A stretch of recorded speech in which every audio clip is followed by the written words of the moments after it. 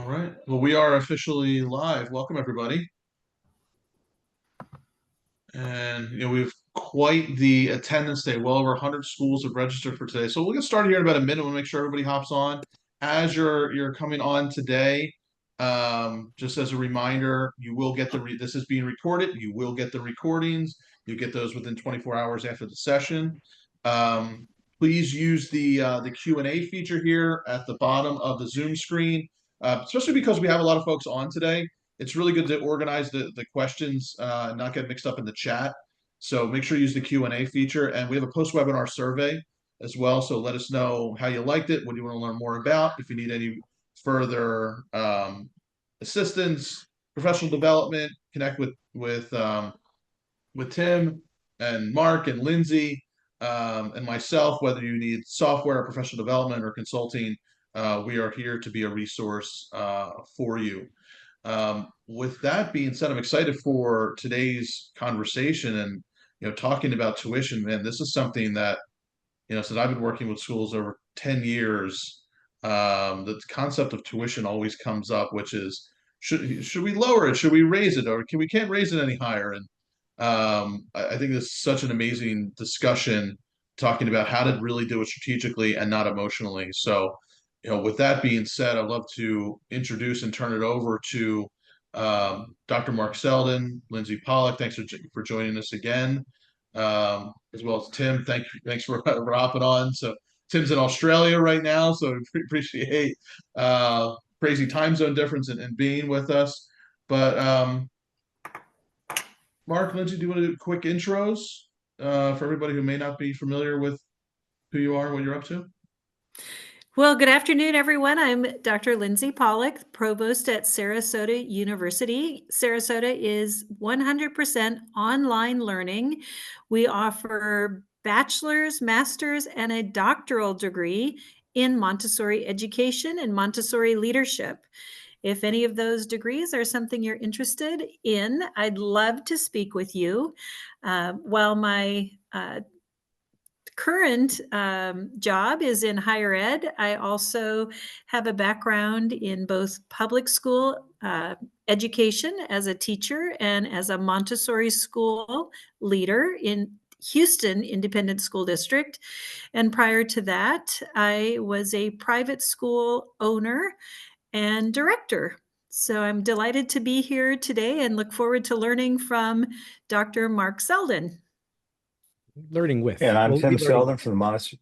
I'm Tim Seldin from the Montessori Foundation. We're the hosts of today's webinar series for independent school leaders. We should say, as we usually do, we are happy to work with public Montessori educators, private Montessori educators, for-profit, nonprofit, big, small, and we're also happy to work with Waldorf schools, independent schools, parochial schools, you name it. We are school consultants who work in a wide range of fields. Clint Laus, by the way, is the owner and founder of an independent school marketing company called AIMS. And we highly, highly recommend him, which is why we co-hosted with it. And then I'll let my colleague and my son, Dr. Marc Seldin, introduce himself and the wonderful work that he does through our Center for Guided Montessori Studies. Hi. Thanks, Tim and Lindsey. So I grew up in Montessori, but actually my original background was in IT management. So I do have an MBA and I have a doctorate in educational leadership. In 2006, I co-founded the Center for Guided Montessori Studies, and we do offer online Montessori teacher certification for every level, from primary through actual school leadership. And in fact, I created a great deal of content for the school leadership program about things like this. So if you want to actually learn more about how to run a efficient Montessori school, I do strongly encourage you to look at our school leadership certification program. It's MACD accredited, and it does cover everything you might want to imagine in a lot more detail than we'll be able to go into today. I do also own several Montessori schools and that I founded, and I'm very, very passionate about Montessori, and I'm also very, very passionate about today's topic. So I'm thinking I should just go ahead and get started. Let me make sure that Clint Let me make sure that Clint has set it up so that you can share the Yeah, I screen. can't. It says I can't. Let me Now, hold on. send Let me request. get the. Yeah. There you are. Okay. Okay. And we should mention that the Montessori Foundation has a non-official, we don't offer degrees or certifications, but we offer continuing education. And one of the things that we do is a lot of work in school leadership. And this is the kind of topic that we address in greater depth. Yeah, I mean, really, when it comes down to it, there are lots of good ways to get this information, but I do strongly encourage you to seek it out. It's very, very helpful, I think. All right, so I've covered who I was. Let me start about what tuition is. It's just a number, right? It's just a number. You pick a number and you're done, and you feel so much better. Like, I'm done. I don't have to think about it again. Well, unfortunately, that one number is fraught, both emotionally and fiscally, for your school. And so I want to start by talking about 3 common mistakes you might make with picking tuition.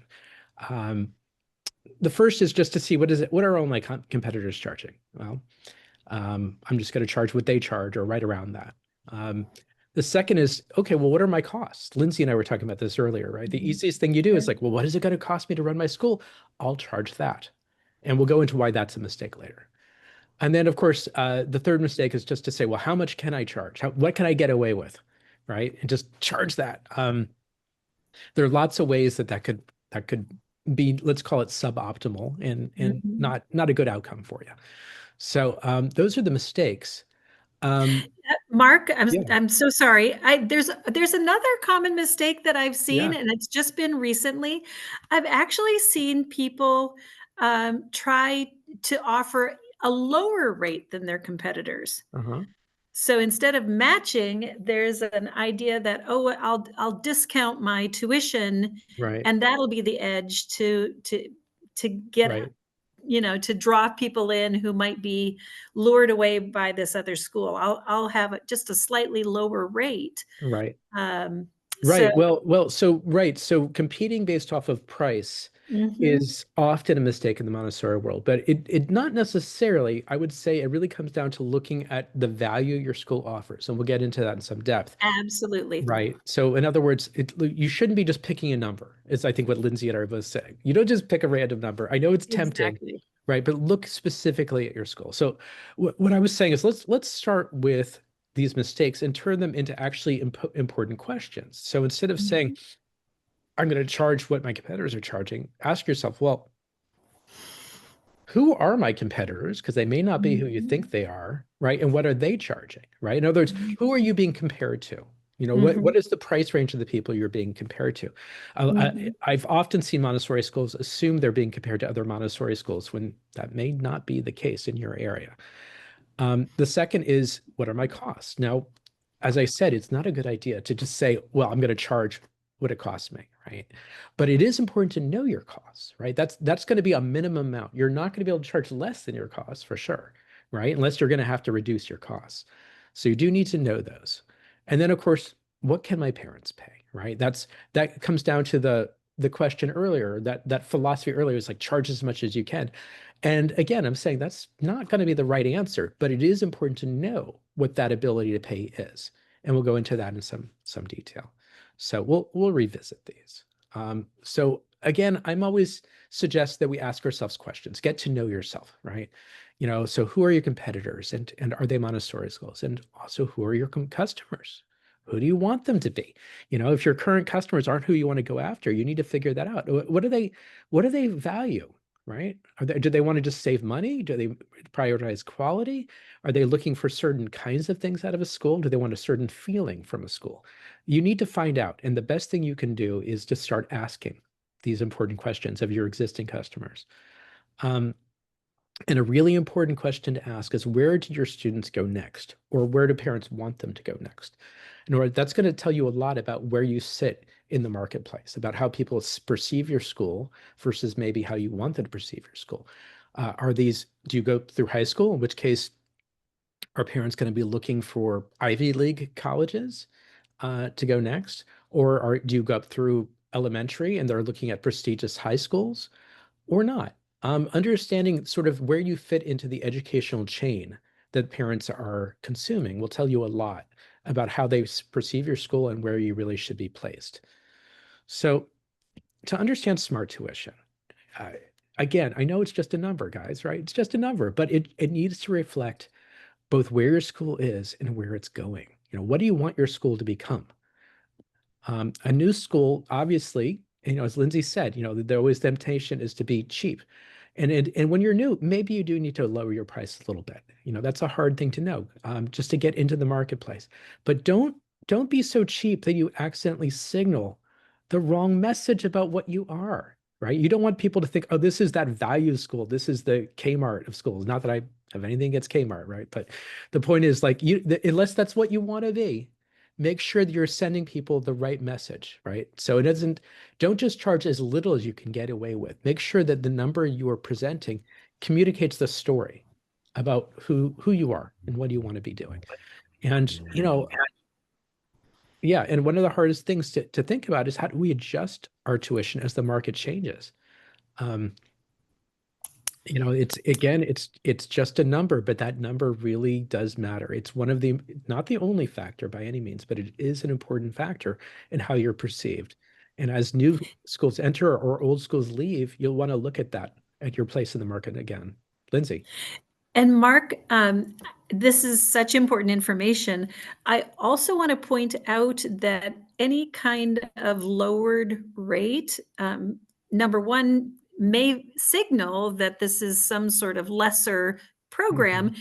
It's also important to think about, how do I make that money up again, right? Is this a sustainable discount that I can be offering my families? Maybe I forego registration fees for the first 50 families who register, at which point you've got to start charging the registration fees, or you'll start to see a negative, right, in your bank balance.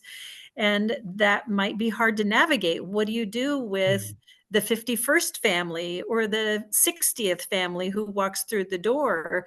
Do you have something prepared to message to them to explain we're no longer offering that discount in such a way that's understandable for the families that come next? Right. And that idea of cheapening the perception of the value of your school is a real danger. Yes. One of the things people will do periodically, say, look, if you go out and bring a family in, we'll give you a month's free tuition, or we'll give you a credit towards your tuition. And while it may work, it may also cause a perception that your school is either very much operating like a business and they expect you to operate like a educational institution, or it could be that they'll just perceive you as childcare or something like that. That can be an issue. One other thing is, it's one thing if you're starting out from scratch, at which point, before you ever announce tuition or work up your initial pro forma, you ought to do a market study of some sort, or have it done for you properly to figure out, what not only might it cost in your 5-year pro forma projection, but, how many families have children of the age range you want to serve who might be able to afford you if they wanted to. And as the well Montessori as Foundation, the Montessori Foundation can help with such a market study, can't it? We certainly can. Okay. And I think the other thing is, if someone's been doing it for 5 years, 10 years, 20 years, and you start to realize, oh my goodness, during the pandemic, we stopped having the courage to raise tuition or whatever. A lot of times people will say, I'm not going to increase my tuition because I sense that if I go up 3%, 5%, that people are going to leave me. To me, that's what financial aid is for, as opposed to across the board discounting. So again, it can be hard to catch up. Right. So one of the reasons, and I'm really glad that Lindsay, brought us into this topic. One of the reasons I always teach tuition initially is because I think budgeting needs to be built around the tuition. It's important to not try to budget and then tack tuition on top of it, right? Figure out all these things and then make sure your budget works, or maybe adjust it or do what you need to do. Obviously, there may be a conversation to be had if the tuition, the budgets just prove to be incompatible. But the main thing is that you're going to need to be looking at that the repercussions after you make sure that tuition is a good match for the marketplace. We have a couple of questions that came in very quickly. I think we can address. The most recently is by Soraya, I hope I'm pronouncing it correctly, Rafat, who says, what about families who have multiple children? Yeah, we'll be getting into that, but it's an important question. I mean, it's actually, or I should say, it's a question I ask in this. So when we think about tuition, we do think of it as in terms of a single number, but obviously there's consequences there, right? And you can shape your tuition policies, around things like sibling discounts, staff discounts, bundling aftercare in or not, 10-month plans, 12-month plans, single payment discounts, or rather switching it around, have a monthly fee rather, and present your tuition as a single number that then gets increased if people are paying monthly. There's lots of ways to look at this. And, and obviously in this webinar, we can only go in so deep, but yes, these are important questions to be had. So, as we sort of alluded to, a school is indicating quality with their price signaling. It's not the only thing that the price does, but it is an important thing. It tells people very, very simply, at a very superficial level, where are you? Where do you fit? And in the marketplace. And we'll ignore some of the stuff here that's not relevant. But and of course, who are you going after? Are you going after elite parents, parents who are driving Mercedes and Audis and all that? Or do you just not care, right? Are you really looking to fill your school with people who get the values of your school, and you really aren't really concerned at all about their income levels? All these things are going to be important. And I don't think there's a simple right answer for this. I think there's a right answer for you and your school. So when we think about tuition, what is it supposed to do, right? Obviously, it pays the bills, but but a nonprofit with a strong annual campaign is going to be looking at tuition a little differently, right? I mean, think about Harvard, right? Harvard doesn't need to charge tuition forever, right? Forever. Their endowment is so large, they could literally say from now on until the end of the heat death of the universe, we will never charge a single penny. And they would be fine because their endowment's that big, yet they charge tuition. Why, right? Whether they should or not is not really my point. I feel mixed about it myself, but the point is they do. And they do because they're communicating something with that tuition. And in fact, they do offer, for many families, they do offer free tuition, but they still have a formal tuition that they charge. And so the question is, are you worth the price you're charging? Are you worth more? What is worth? What does worth mean, right? And what is your tuition communicating to that marketplace, both to your customers, but also to those who do not enroll their children? When I was in my business my MBA program, one of the things a marketing professor said to me that stuck was that if you don't know who your customers aren't, then you don't know who your customers are, right? Your customers can't be everyone, right? And so it's really important to ask yourself some questions about that. Like, who do you think you're not going after? Try to come up with some ideas about who fits into your school based on your vision for that school, and figure out how are you communicating to those people that this school is for them. Mark, we have a comment in the chat that I think goes directly to the point that you're making. Soraya shares, families talk to each other and they compare what they are paying. Then they argue to get lower tuition or give a bad review. Mm-hmm. And that sounds like a family that may not be a good fit for the school. Yeah, that's exactly what I was going to say. Is like, so the thing is, a bad family it can't just ruin your school environment. I mean, one very negative family. I mean, the thing is, we often want to just appease the troublemakers, put grease on the squeaky wheel, right? But those people are miserable, and they'd probably be miserable anywhere, is the truth. Mm-hmm. And so, is making those people happy really worth? I would argue usually no. Yeah, I would agree with you, Mark.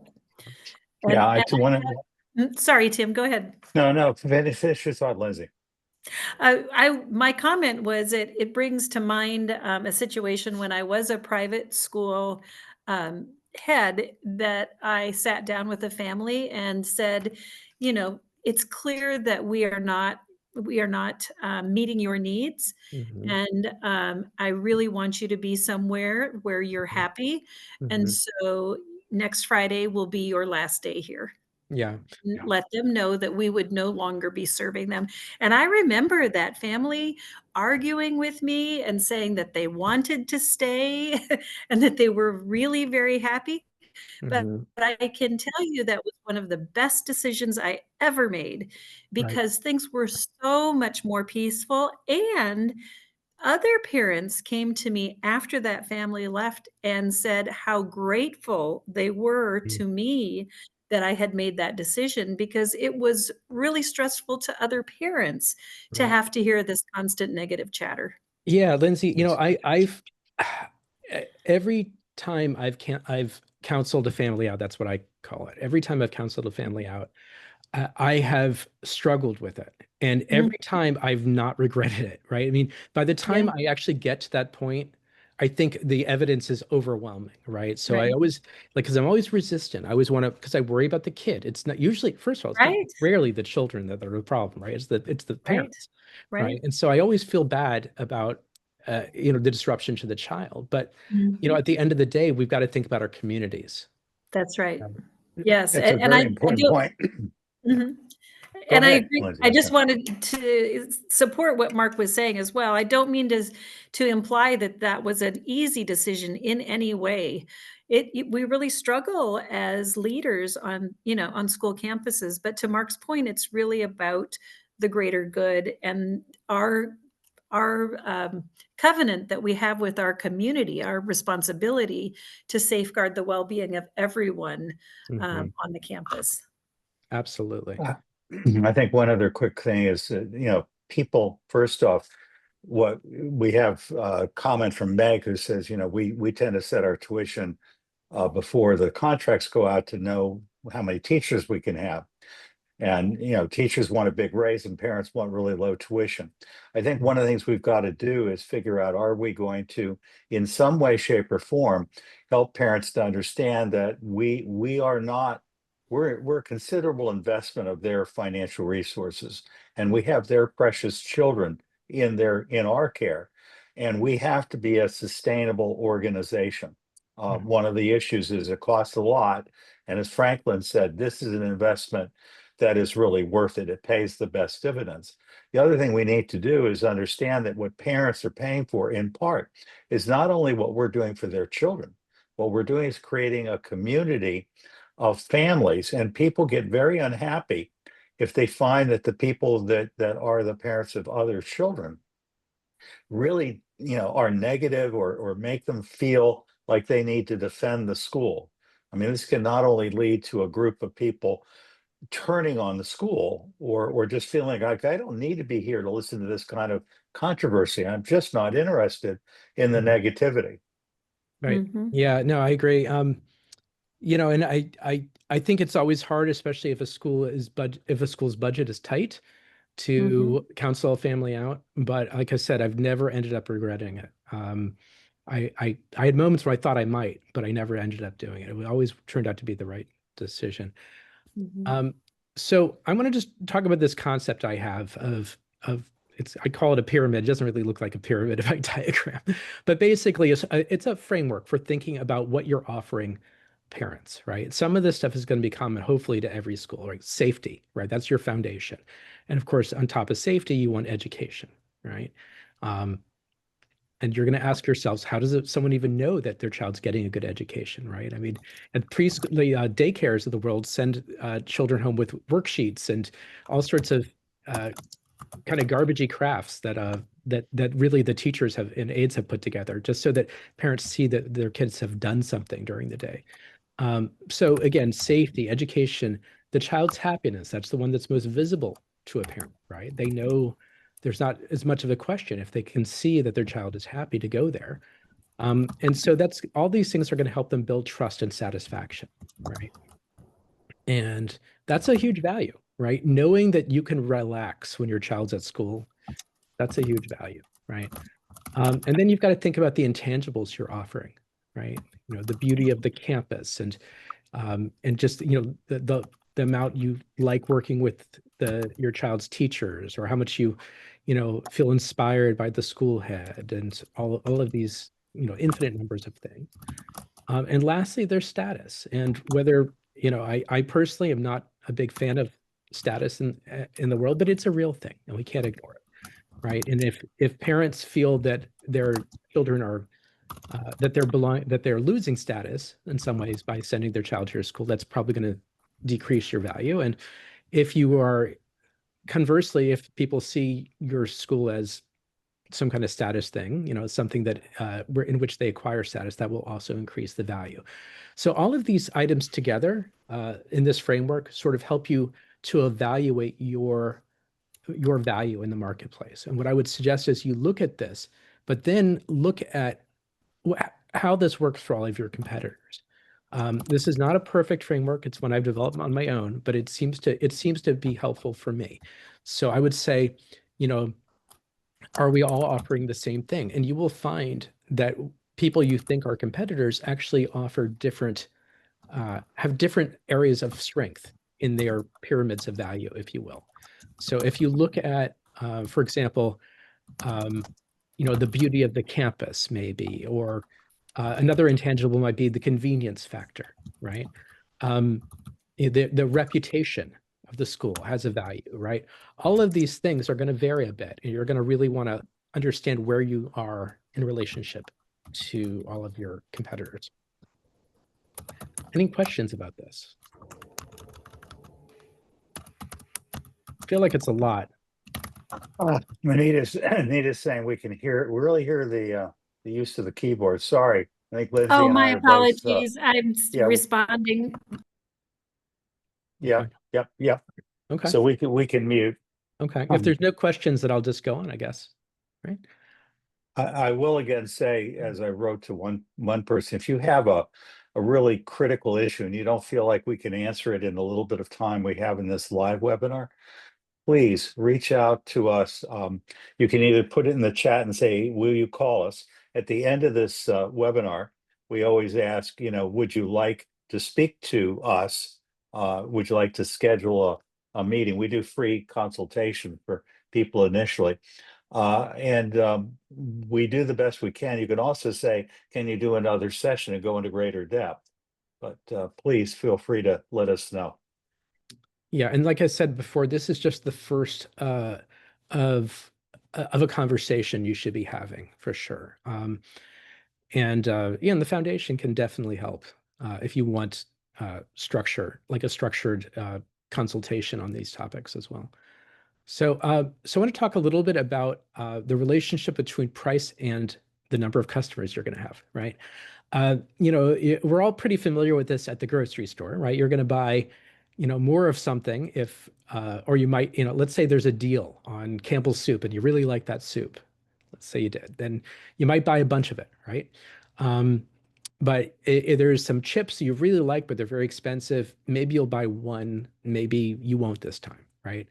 The relationship between price and the number of customers, or the amount you sell, is called the elasticity of demand. And I think we all sort of intuitively know the more something costs, the less of it's going to be sold, typically, right? I mean, you're just not going to be seeing as many people driving Ferraris as they are driving Hyundais, right? It's just that's just price. That's what price does. And so your question would be, well, why do some things cost more than others if we know that increasing costs means you sell fewer, right? Well, that's a hard answer. And it really comes down to who are you trying to sell to? Who are your customers? And also, you may be surprised to realize that sometimes you can actually make more money by selling fewer widgets, depending on the profit you make per widget. I hate to think of schools in terms of widgets, right? Because really what we're doing is we're offering space in our schools to parents that we hopefully really connect with. But we do have this analogy, right, to the broader business world, where we have to think about we have a certain amount of space we can offer, and what can we do with that space, right? This is the asset we have to sell, is space in our school. So there's only one way to know that elasticity of demand, that the amount that the pricing is going to change demand for your school, and that's research. You can look at your historical enrollment numbers and try to figure that out.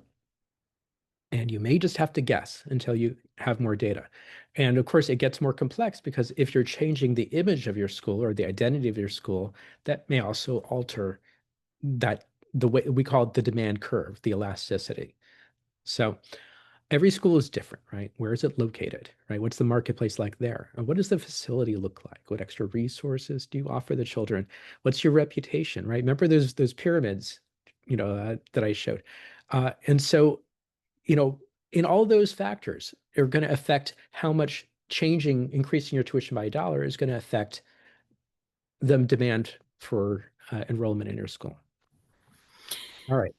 And Question. Mark, one other factor that I would just like to add to that is the idea of accreditation. And if you're not familiar with the IMC accreditation process, whether you're public or private, accreditation can be a very important factor when parents are looking at schools. And, as a public school Montessorian, we used IMC for our accreditation.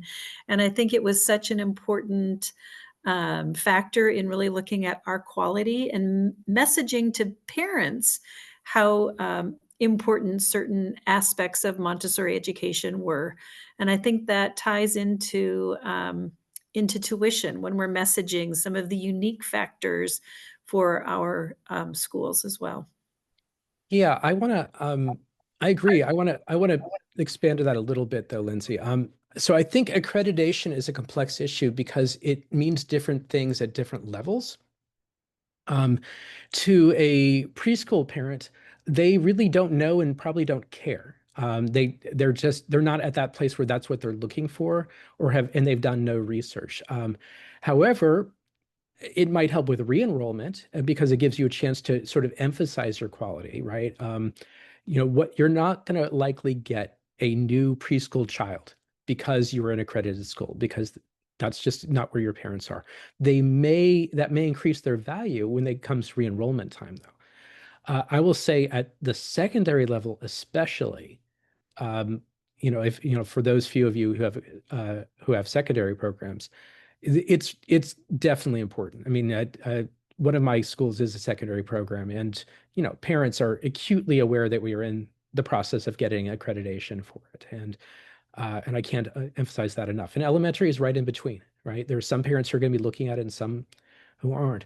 But at any level, getting accreditation is good for your school, right? Whether it helps with your marketing, I think it's a very valuable thing for your school. Just think about what it can do to improve your processes and your identity and everything that you know about your school and your vision for it.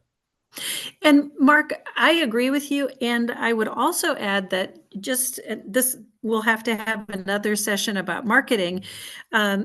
But regarding tuition and marketing, I think sometimes, at least I did, forget the value of the messages that my staff and my educators are sharing outside of the school space. So if I have a teacher going home or going to church or to book club, and they're complaining about or sharing, a legitimate concern about things that are going on at school, right?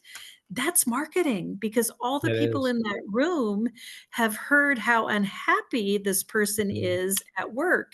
And if I'm sitting there trying to think about, where am I going to enroll my child? And I'm hearing someone who works there raising concerns, I probably am going to be less likely to pursue that as an option. So when we think about, you know, for me, at least with the accreditation process, it really gave my staff a common language and a Yeah. common understanding about who we were as a school, and helped us even develop our Yeah. elevator pitches about, you know, what is the message? Right. If someone approaches me at the grocery store and says, "Tell me about your school," my folks were all ready, including Mhm. parents who participated in that accreditation process. They really understood at a very different level who we Mhm. were and what we stood for. Yeah, that's so important. In fact, I have a really, at least to me, amusing example of how important that is. So I was coerced, slightly coerced into being on the board of a religious preschool for a couple years, and as a favor to someone. And it was educationally not a great school. In fact, that's ultimately why I resigned from the board. I was not pleased with it as a school. The parents loved it, right? The parents loved it. The staff loved it. It was a delightful little friendly place where the kids learn nothing, right? You know, it's funny, like we went through the visioning and mission process, and they didn't have anything about education on there. Like, Oh boy. I mean, I was like, I couldn't believe it. Like, this is supposed to be a preschool, right? But what they did so well, and why they always had a wait list, was everyone just felt so happy, and they're out in the community telling people how happy their child. So they emphasized that safety, that child happiness. Think about that pyramid I drew earlier, right? That was the part they cared about, right? And boy, they did it well. Was I happy to be on the board? Not so much. That's not the kind of school I value, but that doesn't matter for them, right? Because that Right. is what they did so well. I mean, they did it so well that actually in the local the local weekly newspaper around here, Uh-huh. they actually won like best preschool one year, and I'm like, oh my God, if you only knew, if you only knew, you know. I mean, they're not even teaching these kids anyway. It doesn't matter. So yes, what you said is exactly what I agree with. You know, it is important that when they go into the community, that you're thinking of everyone who works or is associated with the school is an ambassador. Right. An ambassador, right? They're presenting your school, and you know, you can't force them to say nice things. So the best way to do it is make it a place that they want to say nice things about, you know? Precisely. That's such a good point. And another thing I think is don't be afraid of bad reviews. They definitely hurt, but there are specific strategies that businesses use to both encourage people to give positive reviews or to Mhm. take the time to go online and do it. And there's also a really good set of strategies for responding to negative reviews. So it's going to Absolutely. happen. And I definitely agree. You want to figure out how to be a place where they're happy if you can. Yeah, for the most part, right? I mean, you're not going to make everyone happy in this world, you know? No, and I think any more people do understand that when they're reading reviews online, that, you know, it seems like the people, you know, that one person who was unhappy is going to post something. Mhm. And I know at least at Garden Oaks, I had a couple of parents who took it upon themselves, who were so good about watching social media. And, you know, if something popped up, if someone said something negative about the school, which is bound to happen, they were right there to respond with Mm. their perspective and to respond with something positive. Yeah, a school is like a healthy organism when it's working right. You know, it's like you don't need to manage everything. There's just sort of this homeostatic balance where happy parents encourage happy, messages in the community. It leads to, generally just a positive outlook and good enrollment, and it all just sort of flows together. Um, but as to sort of paraphrase, was it Dostoevsky, the one who said, all happy families are alike, right? You know, all happy schools have something in similar, but there's a lot of ways to be an unhappy school. So, um, all right. So, before you say your tuition, just think about uh, the fact that a full school may often be more profitable. It actually may not be the case, right? So what's your priority? If you want to fill your school, you may need to charge less, and that will help more parents afford to send their children to you. As Tim mentioned earlier, there's also the possibility of scholarships and things like that. So there's lots of ways to handle this. But in general, you charge less, you'll have a fuller school, right? But a more profitable school can offer more tuition assistance and pay teachers more, and you'll be perceived as elite. And yeah, obviously the consequence of that is there may be wonderful families that aren't able to afford your school or won't even think to apply, right? Because they just look at that tuition and they won't even think about scholarships or anything like that. So, what is your enrollment like? And so keeping in mind that full enrollment is not necessarily the same as maximum profit. Like I have an example here. Like, let's say you could enroll 90 students at 8,000 a year versus 100 students at 7,000 a year, right? In this case, you might have 10 fewer students, but you're going to earn, but you're going to actually earn a little bit more money, right? It's kind of a false example because the numbers themselves are so low, right? But if you get the idea, right, that whether you want a full school or full enrollment is going to determine how you look at your goals, right? Personally, I want a little bit of both, right? I want it as full as possible while also keeping my tuition at the number that I think maximizes what I'm communicating about my value. But I'm not going to say what's right for your school. I'm just going to tell you that that's my goal and that's how I set my tuition. So you need to decide what your own priority is. So, all right. So I'm just going to summarize what I think I've talked about here, what I hope I've talked about here. What is smart tuition, right? So it's using tuition strategically, right? We're not just setting random numbers. We're not just picking what our costs are or charging around what our competitors do, maybe a little less, as Lindsey said, or a little bit more, but actually looking at it to communicate, right? What is our school is, and also what is it becoming, right? Where is it heading? What do we think we are offering in the marketplace, right? And who is our school for? So, all right, so that's my summary of those items. Who are schools for, and sort of that's I've got to say that is definitely a 20,000-foot overview of this. When I Very much so. Yeah, when I present this in in the CGS leadership course, I think it's like 4 or 5 hours of video, something like that. But that gives you like a taste, and so I'm just going to throw out some questions, and I'd love to see if people have any thoughts on any of these. So questions are like, how can tuition help with enrollment? And how can tuition shape the kinds of programs and services that my parents choose? I'll give you an example of what I do at my school. So I am trying to encourage parents to enroll in a 12-month.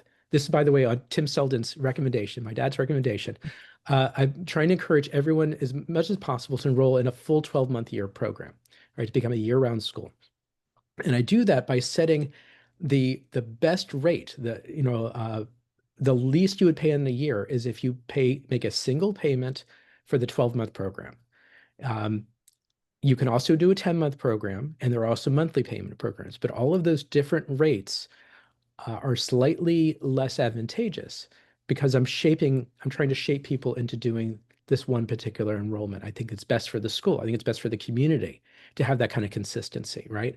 I don't personally allow the part, 2 days a week kind of thing or a half day thing, or, I don't want people coming week to week or month to month, right? We want people to see me as a school. And so I have the tuition set in such a way that that's really the strongest incentive. I don't even offer some of the other options, right? The other thing is, for many of you, I'm hoping, or you're going to look at your tuition. I suspect you're going to look at your tuition and say, gee, I could probably increase it a lot. How can I do that, though, without freaking out my parents? Right. And I have some thoughts about that, too. And I've done that. There are things like grandfathering and couponing and lots of approaches that we could talk about. And then lastly, I forget who, but someone earlier asked this one very important question, this wonderful question. What about special rates for siblings and staff and things like that? So I'm just going to throw it out there and see what people want to talk about. And I'll stop sharing, I think. There you go. And I want to remind people, you should be able to unmute yourselves. And if not, if you just put it in the Q&A, we can certainly manually unmute you. Part of this for me is the old idea of really thinking it's not just who's currently in your school. In the long run, that is not necessarily matters, because you can change who comes to your school if you understand how to market correctly. The other thing is you have to really invest time, energy, and money typically into marketing, because that's how you shape who's aware that you exist and what is your message. There are also so many things you can do that are free. That's the idea of guerrilla marketing. How do you communicate your value to the people that are currently in your school, and how do you communicate it to your teachers? Because a lot of them feel guilty because their parents are saying, I can't afford this school anymore. And the teachers are just torn up in shreds, feeling like this precious child that they love isn't going to come back because this evil school, which by the way pays their salary, they can't afford to be there. So I think this relationship with money and with marketing is really important. And the idea that you don't have to let every family into your school unless you're a government funded school under those regs. And even then, you can shape the way the community thinks about your publicly funded school, if that's what kind of school you're running. I noticed that one of our people, and I think many people have this experience, Serby, and I hope I'm pronouncing your name correctly, Serby, said, in our state, we're getting free early childhood education. Well, same thing's happening in a lot of states. There are other states like Texas and Florida and North Carolina where there are subsidies that are going, which is a very different issue in the market. The bottom line is there are ways to communicate value, because at least at kindergarten, every single private non-public school, whether it's church-based or whatever, is selling something you can get for free. And that idea of why do some people choose it and other people don't, maybe you need to stop dating the kind of people that don't value you for who you are. That to me is a big part of this message. Yeah, Love absolutely. to see if anyone wants to unmute, because we'd love to hear from you.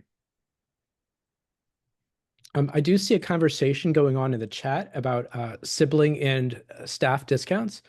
I want to talk about sibling discounts just for a second.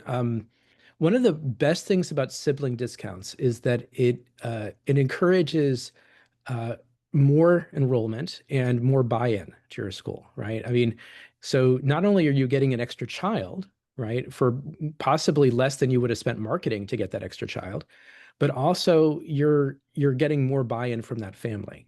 So I definitely am very much in favor of sibling discounts. I don't think they need to be extraordinary, but I do think that parents are going to want a sign that you value that child. I think it's something you should definitely think about. Yeah, Again, there's so many different I'll great even go a little topics coming further. up. Yeah, I'll Go go a ahead, little Mark. further. There's something that happens a lot in my community is that so there's a lot of international parents at my school, and they come from environments where negotiation is much more heavily practiced than in the U.S. standardly. And so I get a lot of parents who come and they're looking for, they just want to talk about the tuition, right? And what I find almost universally is that they're actually not really interested in getting a huge discount. I'm not saying that hasn't happened, but I've made a lot of parents very happy just by showing that I've heard them and by giving them a slight discount, right? $50, $100, just something to show, hey, I heard you. We can't do a lot, but da da da da. And I think there's just this sense that I've engaged in a practice that is common in their culture, and that way I'm not being disrespectful. I can't say that's true for every particular thing. Someone is asking, is it less expensive to educate 2 or more children in the same family? I'd say it's less expensive to acquire that child, that marketing cost, right? Because you're spending, one of the things you should be, now this is going off into marketing, but one of the numbers that you should track is what we call the customer acquisition cost. How much do you have to spend to get each additional family? And it's probably more than you realize. It adds up. So bringing in siblings is usually a cheaper option. But again, you got two children. They're probably going to be less likely. The family's going to be less likely to leave. They're going to be more invested in the community. They're going to be more active. So there's a lot of benefits to it. Lots of great comments are coming in. Mm-hmm. And again, if anyone wants to unmute and speak live, we're happy to do it. But we see, for example, Meg is talking about the idea that there are people out there who might go with YMCA childcare. They're not looking for Montessori. And, I would say the typical family that you're likely to see really doesn't know what Montessori is and really doesn't care. The Right. question is that who you want in your school? Well, And what can you do about it? Well, I want to point out, nowhere on that pyramid that I drew did I put the word Montessori. When I talked about that pyramid, right? I had at the top, I have status, at the bottom, I have safety. And the reason is that parents want quality. They don't necessarily know much about Montessori other than that they've heard it's a good thing.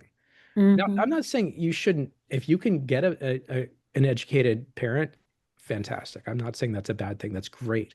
But many parents come just because they've heard they've got it through osmosis. The ether has communicated to them that Montessori is a good thing. Let's look at this school, right? And so what you do want to do is obviously, lean into that, make sure they know that you're a good school because of Montessori, and explain Montessori and do your parent education and all that stuff, right? But your value isn't the word Montessori. Your value is what their child's getting.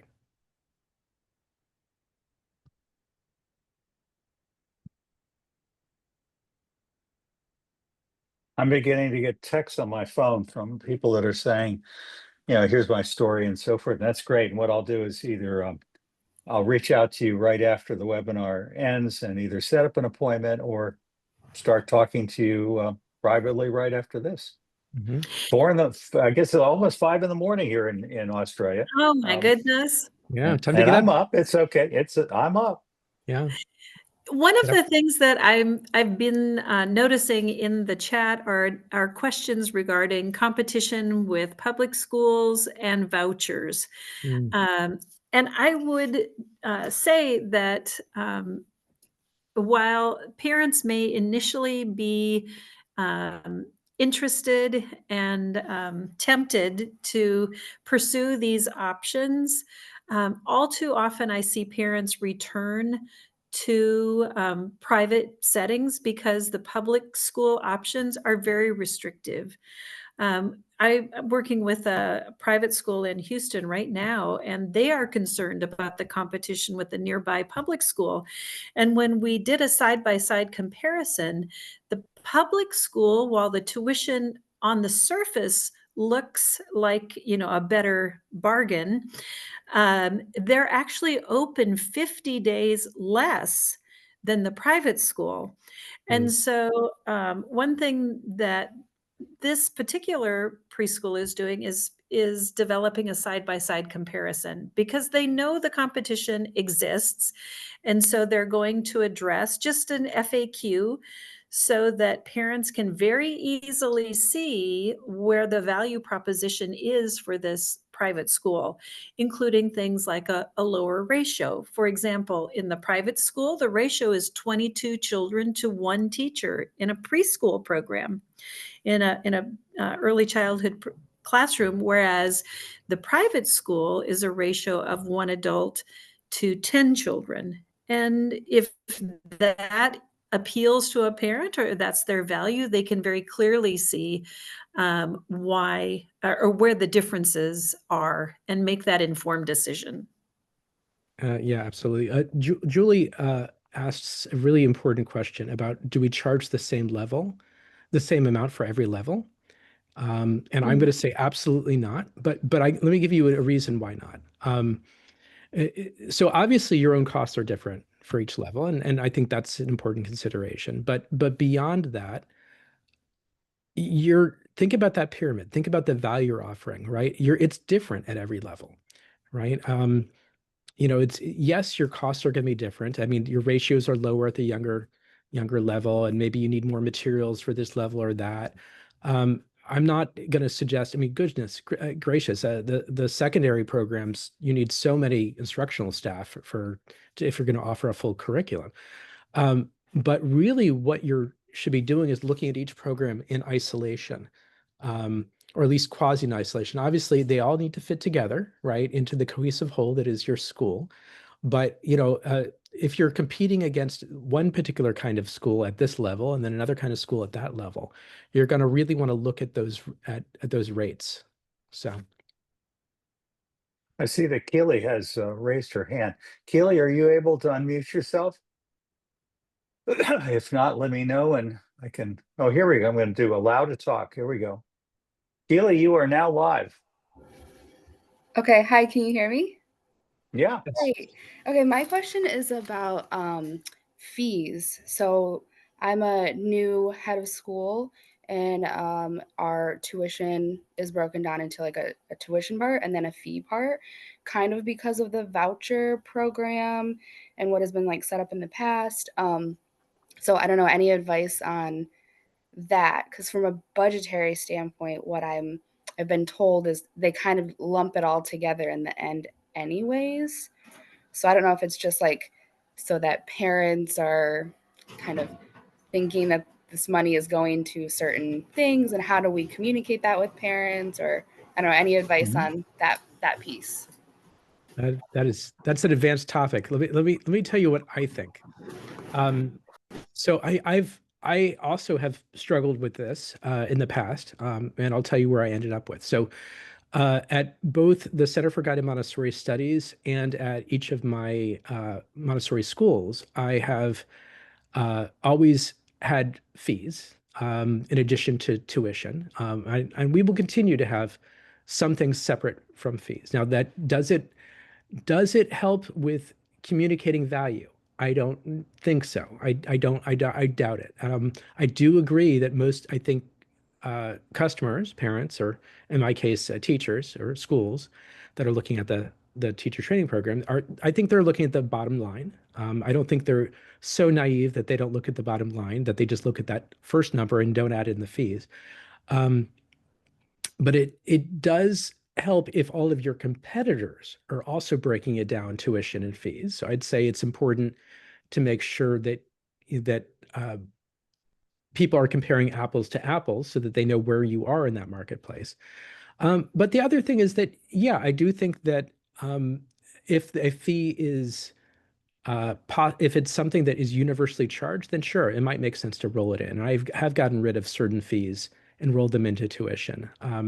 It comes down to what kind of fee are we talking about, right? What is it? What is the purpose of it? So, for example, in my 12-month program, we've recently decided to remove all of the supply fees for the summer. That used to be separate, but now we're just there's just going to be one supply fee for the entire year, even though the camp program is slightly different.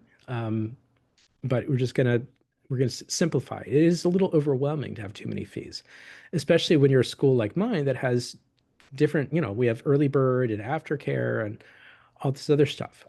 Where possible, I would say, you're gonna reduce your fees, but I don't think it is helpful to get rid of them entirely. I don't think it's gonna help a lot. Again, I think that, anything that we choose to do ideally makes some sense. We are obviously listening to our customers. We're allowing them to feel safe about talking. But I think one of the things that Mark and Lindsay and I are really stressing is we need to make sure that people understand that if you act like you don't really want to be here, it's not that you're a bad person, but it may be that we're just not the right fit. But the bottom line is allowing people to understand that while we're not going to tell you each teacher's salary, or we're not going to apologize if we're a for-profit school if we're actually taking a profit. That is not a dirty word. That's what our economy is based on. The bottom line is whether you're a nonprofit school that's run by a board, or whether you're a for-profit school that's family owned or part of a chain, you need to bring that money coming in, and it helps, I think, in part to help people to understand the value of what they're getting, and also to allow people to ask questions and answer them without being defensive, but also trying to understand what concepts cause pain points for them, and do we need to adjust our long-term strategy to better present ourselves to the market. I mean, Red Bull, I think most of you are aware of that drink. When Red Bull, which is essentially a Vietnamese or a Thai tea, was first brought into the United States, they not only did a great job of designing the logo on the cover, they also decided to charge a lot for it compared to a typical drink. And the idea was communicating, people would know that this was a really, really good product and we didn't charge enough. that's one of the reasons why Harvard still charges tuition. Mhm. Exactly. I should mention that a lot of the things I'm hearing people asking about, Clint, who I believe is talking with one of our schools right now, um, has a company that is, in my opinion, one of the very best marketing agencies I've ever seen for independent schools and colleges. And he's one of the most affordable, but he's doing things that most people aren't doing and really doing it well. He can help you with anything from reputation defense to making the phone ring to helping you, have a better chance of guiding people down the path towards your school. Because one of the issues is when people are first coming to us, they typically are trying to solve a problem. Their child is not doing well in public school, or they want a faith-based school, or they need a preschool, and they're going to start calling one school after the other after they put it into the Google search. And so first off, you want to show up really quickly in the Google search. But the other thing is you've got to respond really fast because they're going down the list and somebody's going to answer that phone and get them on that campus that day. And so while I don't think you have to let every family think that if you want it, you can have it. I think what you want to do is be incredibly responsive to everyone who's interested in your school.